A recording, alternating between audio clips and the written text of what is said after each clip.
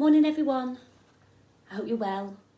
It's Mrs Milne here, without Bonzo, again I'm afraid. He tried to sneak in the car with me this morning, but I had to leave him at home. Don't tell Mrs Rich also, I've had to borrow her office for today's chapter because it's nice and quiet in here and it's nice and warm.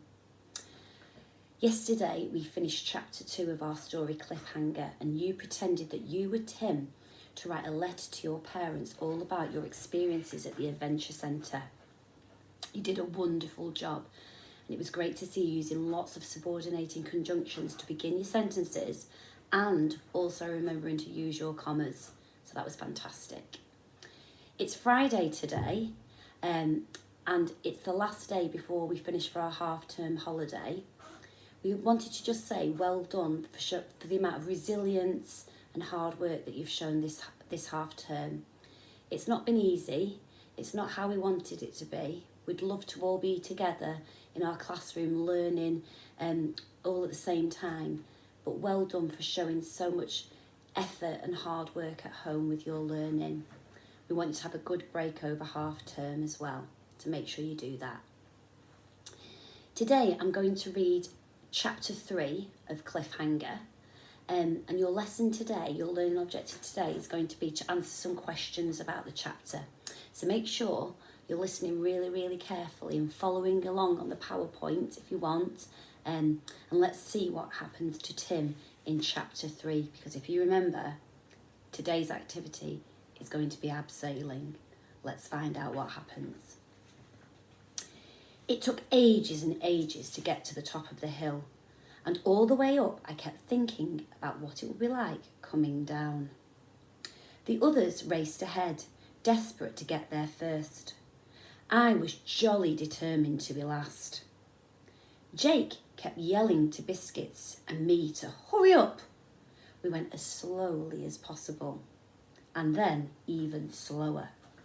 And then we slowed almost to a standstill. Come on, you guys. We're all waiting, Jake shouted. He had the others gathered round ready to learn about abseiling. Biscuits and I had to gather too, puffing and panting. It was like being on the edge of the world. I took one look at the steep drop and started shaking. Kelly and Giles were pushing and shoving each other, arguing who had to go to the top first.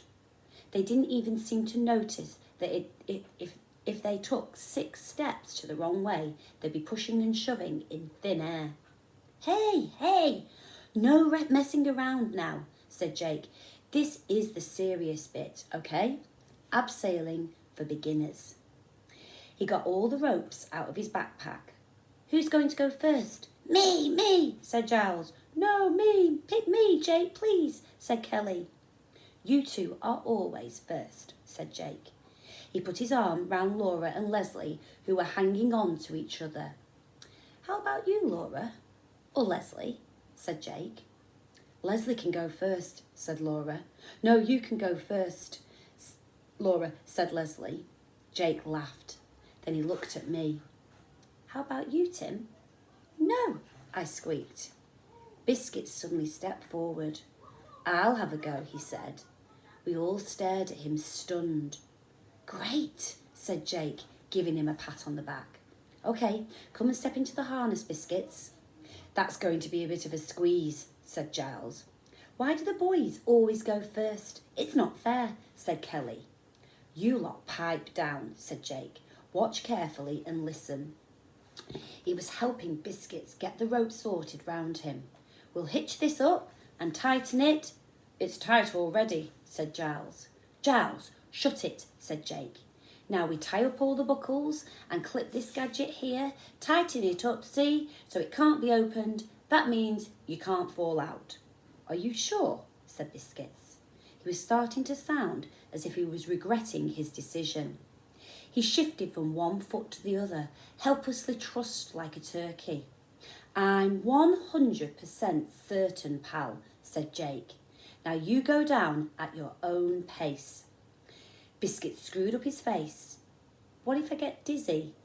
Any time you want to stop, you just pull the ropes apart, okay? Now, I'll just secure myself right and then we're ready for your big moment, Biscuits. Good luck, Biscuits. I think you're a hero, I said earnestly. Biscuits beamed at me, though his teeth had started chattering. Okay, start walking backwards. Towards the edge, Biscuits, said Jake.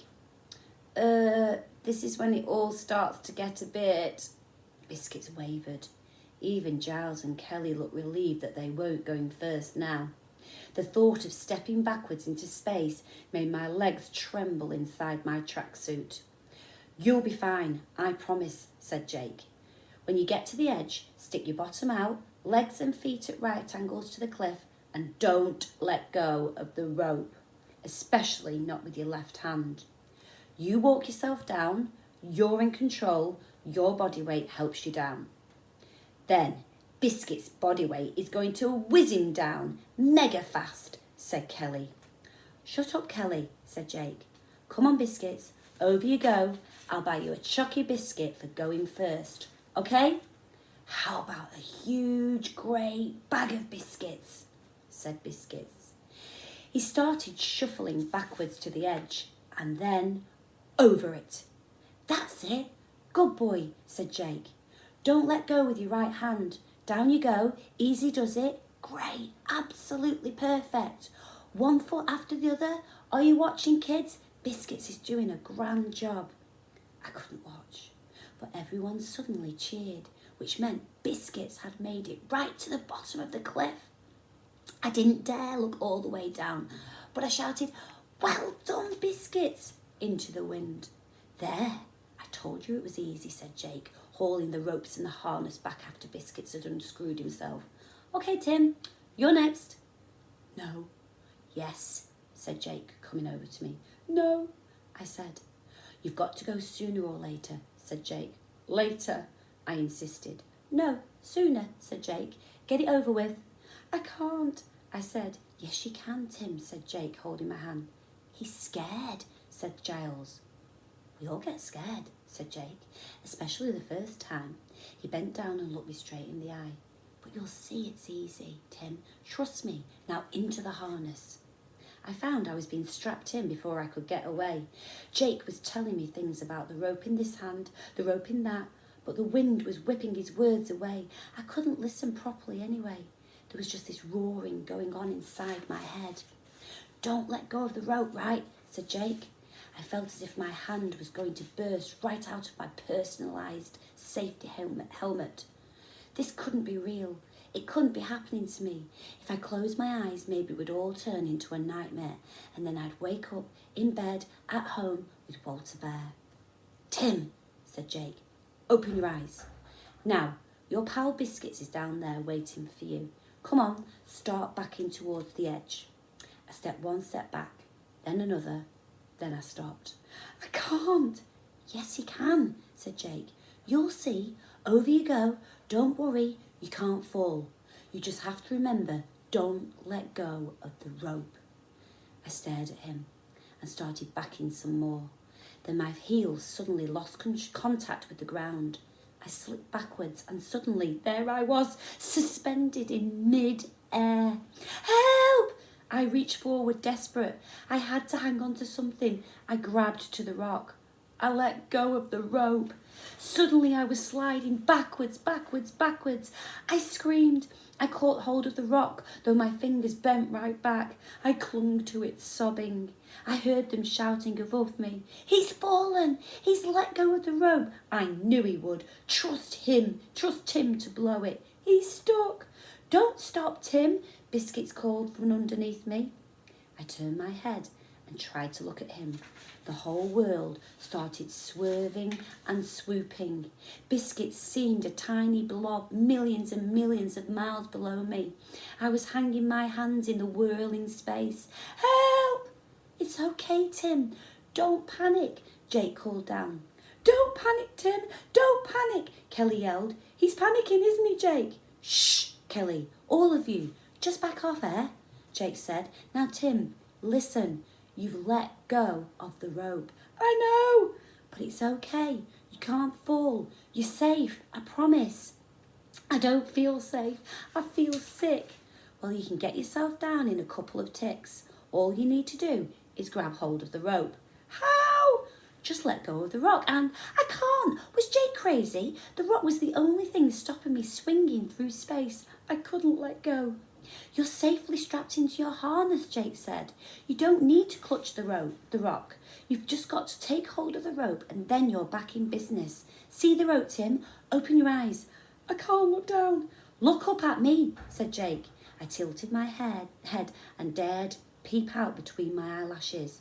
Jake was leaning right over the edge, not too terribly far away. He gave me a thumbs up sign. That's the ticket. Now, it's okay. Have a little rest if you like. It's not so bad now, is it? Yeah. You can dangle there all day if you really want, said Jake. No. Or you can get hold of that old rope and walk yourself down 1 foot at a time. Easy peasy. I peered up at him. Can't you pull me up? I begged. We're trying to get you down, pal. Not up, said Jake. You can do it. You're being ever so brave. He had to be joking. Stay there long enough and you'll get such a head for heights you'll become a trapeze artist, said Jake. I don't think... So just reach out, Jake urged. I thought about it. My fingers were hurting terribly. My hands were so scratched and sore. I couldn't hang there forever. Maybe if I let go and grabbed the rope, I could get down. So I loosened my grip. I reached out. Suddenly, I tried to grab. I swung round and it was so scary. I shut my eyes and caught hold of the rock all over again. I heard the others groaning, but Jake didn't give up on me. Nearly. Try again. Go on. So I tried again. I reached out. I made another grab of the rope. My hand was sticky with sweat, but I got it. I held on to it. I had it safe. Well done, Jake called. There, I knew you could. Just keep hanging on to it this time, eh? Now walk yourself down 1 step. I tried to move my feet. They were numb inside my boots. I made a teeny tiny mouse move downwards. Great, said Jake. Now another step. My other leg had moved and I moved too. I was going down. We're back in business, said Jake. There we go. That's it. You're getting the hang of it now. I'm doing it, I said, stepping myself down through space. That's right. You're doing it, Tim, Jake called. You're nearly halfway down. Doing just great. Carry on. Nice and easy. Good boy. Well done. I'm doing it, I mumbled. I'm doing it. I'm doing it. It's awful, but I'm doing it. Come on, Tim, Biscuits called up at me now. He sounded much nearer now. You're nearly there. I carried on, quicker and quicker, and suddenly I was at the bottom. And Biscuits gave me such a thump on the back to congratulate me that I very nearly fell over. You did it! You did it! You did it! Biscuits sang. Jake was cheering me right from up at the top of the rock. Well done, Tim. It wasn't so bad, was it? Do you want another go? I shook my head so hard my helmet wobbled. Never, ever, ever again. All the others managed it without making a fuss. Giles was especially good at it. I knew he would be. He went on and on at me, going back to the centre. You were so scared, he said. You just dangled there. And you cried, boo-hoo-hoo-hoo-hoo, little baby. He kept pushing and punching me too when he thought Jake wasn't watching. Really hard. After tea, Jake asked me to help him look for the lost balls in the garden. Just him and me. I found a red ball right in the middle of the roses.